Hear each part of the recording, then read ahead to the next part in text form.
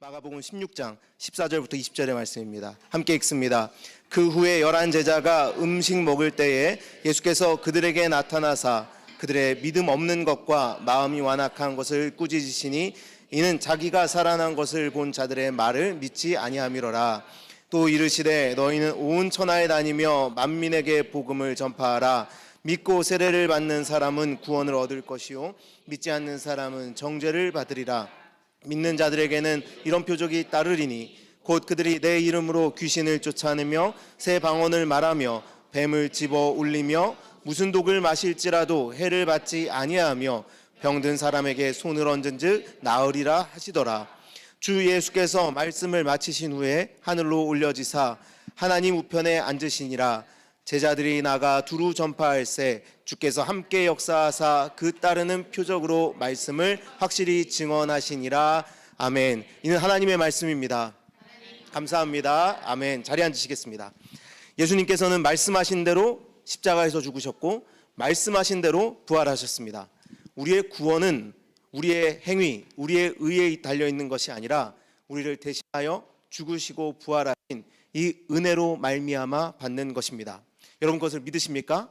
여러분 우리가 잘나야 구원을 받는다면, 하나님을 만족시킬 만한 의가 있어 구원을 받는다면 아마 여기에는 구원받을 이는 아무도 없을 것입니다. 그러나 하나님께서는 우리에게 은혜로 그 구원을 베풀어 주셨습니다.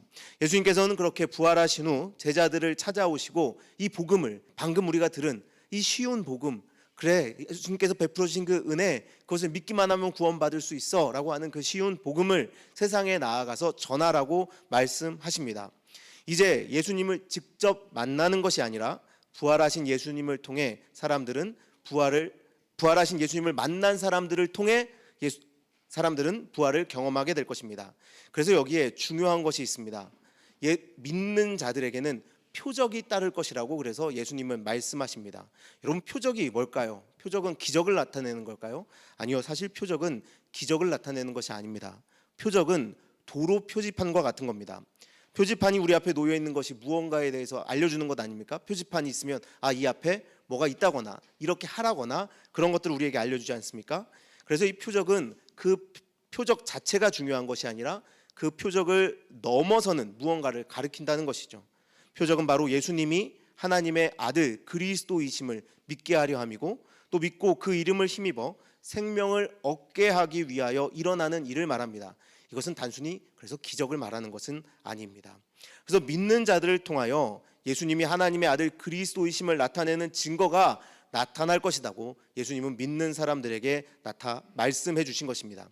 이렇듯 이제 부활의 사실성은, 부활의 현실성은 죽었다가 살아나신 예수님을 만난 믿는 사람들의 변화된 모습을 통해 세상에 드러난다는 것입니다. 여러분 저는 제가 쓰고도 이 말 참 되게 좋았어요. 부활의 현실성, 부활의 사실성은 죽었다가 살아나신 예수님을 만난 우리 믿는 사람들의 변화된 모습을 통해 세상에 드러난다. 멋있지 않으세요? 저만 멋있나요? 뭐예요? 부활은 어떻게 증거된다고요? 우리를 통해서. 그 부활을 믿는 변화된 우리를 통해서 세상에 드러난다는 것입니다. 자, 그러면 예수님이 말씀하신 표적이 무엇입니까? 표적을 너희가 믿는 너희를 통하여 세상에 표적이 드러날 것이다. 예수가 구세주임이 증거되는 표적이 드러날 것이다 했는데, 자, 그럼 어떤 표적인지를 보도록 하겠습니다. 귀신을 쫓아내고 새 방언으로 말하며 손으로 뱀을 들며 독약을 마실지라도 절대로 해를 입지 않으며 아픈 사람들에게 손을 얹으며 나을 것이다. 분명히 제가 참 멋있어요, 우리 이렇게 살면 좋을 것 같아요 라고 말했는데, 여러분 좀 큰일 난 게 있어요. 뭐냐면 여러분 귀신 쫓아내 본 적 있으세요? 어떠세요? 저 귀신 쫓아내 봤습니다. 혹시 있으신가요? 아니면 방언, 이거는 방언기도 하시는 분들 계시니까 방언기도 하시는 분들 있으실 수 있죠. 그러면요, 뱀을 집어드는 건요, 그냥 뱀 말고 잡아갔어? 다음엔 나 갖다 줘, 알겠지? 독사를 잡아본 적 있다, 이렇게 손에 든 적 있다. 물론 이렇게 뱀을 잘 다루는 사람들이 있더라고요. 저희 군대 있을 때 후임병은 훈련만 나가면 그 주머니에 뭘 이렇게 넣고 다녀요. 그럼 저희 보급관님이 엄청 좋아해요. 맨날 그 뱀을 잡아서 둘둘 말아가지고 이 건빵 주머니에 넣고 다니는 후임병이 있었어요. 그렇게 뱀을 잘 다루는 친구가 있더라고요. 그러면 독약은요? 독약을 마셔서 살 사람이 있을까요? 옛날 무협지에 보면은 독약을 먹어도 사는 사람들이 있었다라고 나오긴 하더라고요. 자, 그러면 여러분 제가 조금 전에 우리 믿는 자들에게는 이런 표적이 드러남으로 예수의 부활이 증거될 겁니다 라고 이야기했는데, 여러분 삶에 이런 일이 지금 일어나고 있습니까? 분명히 멋있다고 생각했는데, 우리를 통해서 증거될 이 삶이 참 멋있다고 생각했는데 이런 일이 일어나냐라는 겁니다. 여러분, 근데 제가 여러분에게 말씀드리겠습니다. 작지만 일어나고 있다는 겁니다. 물론 신비로운 체험들이 있을 수 있습니다. 정말 눈앞에서 귀신이 쫓겨나가고 뱀을 집어 올리고 독약을 마셔도 살고 방언을 한 사람들이 있을 수 있습니다. 병든 자에게 손을 얹고 기도하니 병이 낫는 경우가 있습니다. 그런데 우리 삶에 그것이 일어나지 않는다 해도 어떻게 우리의 삶에 소소하게 그런 일들이, 그 표적들이 일어나고 있는지를 오늘 말씀을 통해 한번 나눠보도록 하겠습니다. 여러분, 귀신을 쫓아내야 합니다. 먼저는, 자, 그럼 귀신이 어떤 존재인가요? 귀신이 어떤 존재인지를 먼저 알면 우리가 귀신을 쫓아낼 수 있습니다. 악한 영들이 하는 일에 대해서 생각해 보겠습니다. 창세기 3장에 사탄이 하와를 유혹합니다. 어떻게 유혹하죠? 사탄이 하와를 유혹한 것은 너는 하나님처럼 될 수 있다라는 말이었어요. 여러분, 그렇죠? 하나님의 자리를 네가 차지할 수 있다라고 하와는 말했습니다. 여러분, 그리고 금식하는 예수님을 찾아왔던 그 마귀는 또 무슨 말을 했습니까? 나를 경배하면 세상 모든 것을 너에게 주겠다라고도 이야기했습니다. 여러분, 이거 사실 근데 잘 보면 우리가 되게 원하는 거예요. 하나님처럼 되고 싶지 않으세요? 세상 모든 것을 내 마음대로 하고 싶지 않습니까? 그리고 세상 모든 만물을 주겠다 하는 그 나에게 절만 한번 하면 세상 모든 만물 너에게 줄게 라고 말하는 그 마귀에게 사실 절 한번 할 수 있지 않을까 생각이 들지 않습니까? 그런데 여러분, 그 마음이 든다는 것은 우리가 귀신에 휘둘리고 있다는 겁니다. 악한 영에 휘둘리고 있다는 겁니다. 여러분, 귀신을 쫓아낸다는 것은 무엇을 말합니까? 바로 하나님이 나의 주인인 것을 인정하는 것에서부터 시작됩니다. 그리고 세상 모든 만물을 소유하려는 그 욕심을 내 삶으로부터 쫓아내는 것, 그것이 바로 악한 영을 쫓아내는 역사라는 것입니다. 그런데 여러분, 우리 기독교의 2000년의 역사는 바로 그렇게 이어져 왔습니다. 물론 기독교가 커지는 것을 계속 자랑하는 것 때문에 문제가 됐습니다. 우리가 얼마나 부유한지를 자랑하는 것 때문에 문제가 됐습니다. 그러나 여러분, 예수 그리스도의 정신 안에 살아가는 이들, 바로 이 표적을 나타내는 이들은 그런 것을 자랑하지 않습니다. 세상 모든 것을 주겠다고 하는, 그리고 하나님처럼 되게 해주겠다고 하는 귀신을 꾸짖어 쫓아내면서 오히려 우리는 그 모든 것을 버리고 예수께서 지신 십자가를 함께 지는 표적이 되기를 기뻐하는 자들로 살아간다는 것입니다. 사람들은 다 하나님처럼 되려고 하죠. 내 마음대로 모든 것을 하려고 합니다. 세상 모든 것을 가지려고 합니다. 그런데 우리는 그 자리에서 종의 형체로 낮아지고 다 가지는 것이 아니라 생명까지도 나누신 예수님의 형상을 담기 위해 기도하는 자들이 된다는 겁니다. 여러분, 우리가 그렇게 기도할 때 우리 삶에서 귀신이 쫓겨나가는 것입니다. 우리는 그렇게 예수님께서 말씀하신 표적이 될 수 있습니다. 다음은 새 방언입니다. 여러분, 새 방언을 말한다는 것, 이것은 사실 이 말씀에서는 방언 기도를 한다는 것을 말하는 것은 아닙니다. 새 방언은 사도행전 2장의 사건을 떠올리시면 됩니다. 성령이 처음 제자들에게 임했을 때 어떤 일이 일어났습니까? 세계 각국에서 사람들이 예루살렘으로 왔는데 그 각 나라의 언어로 사람들이 나아가서 예수 그리스도를 전했습니다. 성령을 받은 제자들이 각각의 언어로, 그들이 알아들을 수 있는 언어로, 내가 하고 싶은 말, 내가 선택한 언어가 아니라 그들이 알아들을 수 있는 언어로 복음을 전했다라는 겁니다. 여러분, 이것은 창세기에 나오는 언어가 나누어진 때와 이어서 우리가 이해해 보면 됩니다.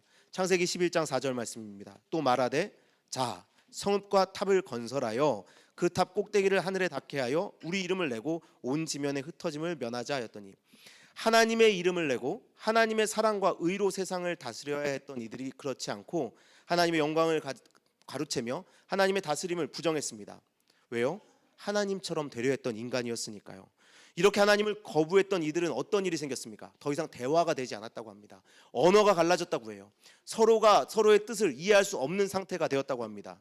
그런데 여러분, 우리 그리스도인들은 이 문제에 대해서 깊게 생각해 봐야 됩니다. 왜냐하면 새 방언, 바로 성령이 임한 그때의 그리스도인들이 가서 하는 말들을 그들 모든 사람들이, 세상 모든 사람들이 이해하기 시작했기 때문입니다. 자, 그러면은 지금 이 안에서 우리는 먼저 말이 통하는지 한번 확인해 볼까요? 자, 여러분, 서로 믿는 사람들끼리 말이 통한다고 생각하십니까? 어떠세요? 여기 한마디면 말이 통하지 않는다는 걸 우리가 깨달을 수 있는 사건이 있습니다. 도통 아무리 믿는 사람이어도 말이 통하지 않습니다라고 하는 사건, 그게 뭐냐면요, 정치예요. 정치. 한번 나눠볼까요? 자, 1번 이쪽, 2번 이쪽, 이렇게 뭐 파란색, 빨간색 한번 나눠볼까요? 절대 교회에서 우리가 금하고 있죠. 여러분 정치 얘기 안 됩니다. 정치 얘기하지 마세요. 이렇게 얘기하잖아요. 정치 문제 나오면 어떻게 돼요? 환장하죠. 환장합니다. 결코 대화가 안 됩니다. 이렇게 얘기하죠. 아니 어떻게 이걸 몰라? 아니 어떻게 내 말을 이해를 못해? 그러다 보면 어떻게 되죠? 화가 나는 거죠. 예, 소리 지르고 화나고, 뭐 부모 자식 간에도 아버지 죄송합니다. 뭐 그러지 않나요? 정치 문제 뭐 이런 거 있잖아요. 그런데 오늘 말씀대로라면 어떻습니까? 말씀대로라면 새 방언을 받은 예수 그리스도의 부활의 증인들은 상대가 이해할 수 있는 언어를 사용하여 진리를 전한다라는 겁니다. 부활을 믿는 사람들은 상대방을 보며 왜 내 말 이해 못해? 라고 화내고 답답해하는 것이 아니라 상대가 이해할 수 있는 언어를 통해서 진리를 전하는 사람들이 된다는 것입니다. 여러분 예수님께서 말씀하신 믿는 자에게 나타나는 표적은 이제 우리가 세상 사람들이 사용하는 언어, 예수 믿지 않는 사람들이 사용하는 언어를 가지고 믿지 않는 자들을 찾아가는 삶을 산다는 것입니다. 부활을 믿는 이들은 서로 다르더라도 예수 그리스도 안에서 대화할 수 있게 된 자들이어야 합니다. 누구를 기준으로요? 우리가 낮아짐으로, 우리의 기준으로, 우리가 낮아짐의 그 기준을 통하여 상대가 이해할 수 있는 말을 해야 한다는 것이죠. 그래서 그리스도인들은요, 우리끼리 모여서 우리만 알아듣는 말하며 좋아하는 것이 아니라 타자들의 언어로 예수 그리스도를 전할 수 있게 되어야 합니다. 상대가 사용하는 말을 통하여 예수 그리스도를 전할 수 있어야 한다는 것이죠. 이렇게 하면 전 참 창피한 게 여러 가지가 있습니다. 먼저는 저희 아이들에게 제가 영어로 복음을 전하지 못한다는 것, 이것이 참 창피합니다. 공부를 좀 더 해야겠어요. 그래도 복음에 대해서 설명할 수 있을 만큼. 그리고 또 하나는 뭐냐면 여러분이 설교를 못 알아들으면 제 잘못이라는 거죠. 여러분 설교 지금 다 이해하고 계신가요? 눈 감고 계신 분들 좀 눈 뜨시고 이해하는 척이라도 해주세요. 네, 왜냐하면 여러분이 이해하지 못하고 있다는 건 제가 여러분에게 맞추지 못하고 있다는 것이니까 새 방언을 하지 못하는, 부활의 증인으로 살아가지 못하고 있던 증거가 됩니다. 참 생각해보니까 마음이 답답하더라고요. 자, 그 다음은 이제 손으로 뱀을 들어 올리며 독약을 마실지라도 절대 해를 입지 않으며 아픈 사람에게 손을 얹으면 나을 것이다 라는 말씀입니다. 여러분 예전에 이 말씀을 증명하겠다고 뱀과 함께 예배드리는 교회가 있다는 이야기 들었습니다. 혹시 뭐 해외 토픽 이런 거에서 들어보셨나요? 뱀에 물려도 우린 괜찮아 라고 하면서 예배당에 막 뱀을 풀어놓고 목사님이 몸에다 막 뱀을 둘둘 감고 막 예배를 드리시는 게 있었어요. 딱 생각이 나더라고요. 그래서 찾아봤어요. 이 목사님이 요즘도 그렇게 예배를 드리시나? 여러분 근데 어떻게 됐을까요? 예, 여러분의 예상이 맞아요. 그것도 오래됐어요. 2014년 뉴스에 있더라고요. 뱀에 물려서 그분이 돌아가셨습니다. 근데 제가 이게 웃으면서 할 얘기는 아닌 거 아는데 너무 이게 어이가 없더라고요. 어이가 없어요. 근데 여러분 더 놀라운 건 뭔지 아세요? 그 뉴스 끝에 뉴스가 하나 이렇게 더 달려 있는 거예요. 그건 뭐냐면 1947년 교회에서 5명이 뱀에 물려 사망하자 테네시주는 뱀을 이용한 목회 활동을 금지했다. 이게 한 번이 아니라는 거예요. 시대마다 이것을 증명하려는 사람들이 있었다는 겁니다. 여러분 이럴 때 적당한 표현이 있죠. 앞에도 제가 한 번 했는데 환장하는 겁니다. 여러분 이게 예수님이 말씀하신 것이 이렇게 자신의 믿음을 증명하기 위해 뱀을 이용하라는 것입니까? 너희가 예수 그리스도를 믿는다면, 부활의 증인이 나면 뱀에 물려봐, 독 마셔봐, 너희 살 수 있어 라고 이렇게 말씀하시는 겁니까? 여러분 제가 방금 말한 건 누가 말하는 거와 닮았죠? 사탄이 우리를 속일 때 하는 말과 닮았습니다. 야 산다며, 뱀에 물려도 산다며, 독을 마셔도 산다며, 증명해봐 라고 말하는 것은 여러분 예수 그리스도의 방법이 아니라는 겁니다. 여러분 예수 그리스도께서 그렇다면 우리에게 왜 뱀을 들여 올려도 해를 입지 않고 독을 마셔도 해를 입지 않는다라고 말씀하신 것일까요? 우리가 주의 부르시는 복음의 증인으로 살아가는 데 있어서는 결코 두려워하지 않고 담대히 세상을 살아가라 말씀하시는 것입니다. 이것은 그것을 통하여 예수님을 시험해보라, 하나님을 시험해보라, 그 말씀이 증명되는지 행해보라 라고 하시는 말씀이 아닙니다. 예수님 안에서 하나님 나라가 이미 이루어졌기 때문에 그러니 너희는 그것을 두려워하지 말고, 세상을 두려워하지 말고 담대하게 오늘을 살아가라 라고 말씀하시는 것이죠. 여러분 이사야서 11장 1절과 2절, 6절부터 9절까지의 말씀을 제가 한번 읽어드리도록 하겠습니다. 한번 들어보십시오. 이새의 줄기에서 한 싹이 나며 그 뿌리에서 한 가지가 나서 결실할 것이요, 그의 위에 여호와의 영 곧 지혜와 총명의 영이요 모략과 재능의 영이요 지식과 여호와를 경외하는 영이 강림하시리니 그때에 이리가 어린 양과 함께 살며 표범이 어린 염소와 함께 누우며 송아지와 어린 사자와 살찐 짐승이 함께 있어 어린아이에게 끌리며 암소와 곰이 함께 먹으며 그것들의 새끼가 함께 엎드리며 사자가 소처럼 풀을 먹을 것이며 젖 먹는 아이가 독사의 구멍에서 장난하며 젖된 어린아이가 독사의 굴에 손을 넣을 것이라.